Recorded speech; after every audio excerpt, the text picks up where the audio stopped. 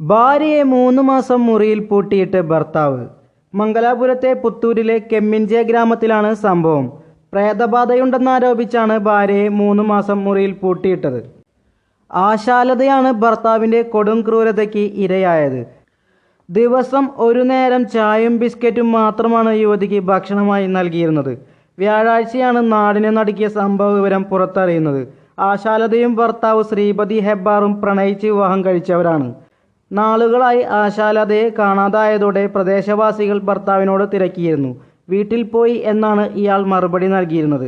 കുറേ ദിവസങ്ങളായിട്ടും ആശാലതയുടെ വിവരങ്ങളൊന്നും ഇല്ലാതിരുന്നതിനാൽ സംശയം തോന്നിയ നാട്ടുകാർ നടത്തിയ തിരച്ചിലിലാണ് വീട്ടിൽ പൂട്ടിയിട്ട നിലയിൽ കണ്ടെത്തുന്നത്. തുടർന്ന് നാട്ടുകാർ അധികൃതരെ വിവരമറിയിക്കുകയായിരുന്നു. പരാതി ലഭിച്ചതിന് പിന്നാലെ സംഭവസ്ഥലത്തെത്തിയ വനിതാ ശിശുക്ഷേമ വകുപ്പ് ഉദ്യോഗസ്ഥരാണ് യുവതിയെ മോചിപ്പിക്കുന്നത്. ഭാര്യയുടെ ശരീരത്തിൽ പ്രേതബാധയുണ്ടെന്നും ഒഴിപ്പിക്കാനാണ് പൂട്ടിയിട്ടതെന്നുമാണ് യുവാവിൻ്റെ മറുപടി. ഇയാൾക്കെതിരെ കടുത്ത നടപടികൾ സ്വീകരിക്കുമെന്ന് അധികൃതർ തന്നെ വ്യക്തമാക്കിയിട്ടുണ്ട്.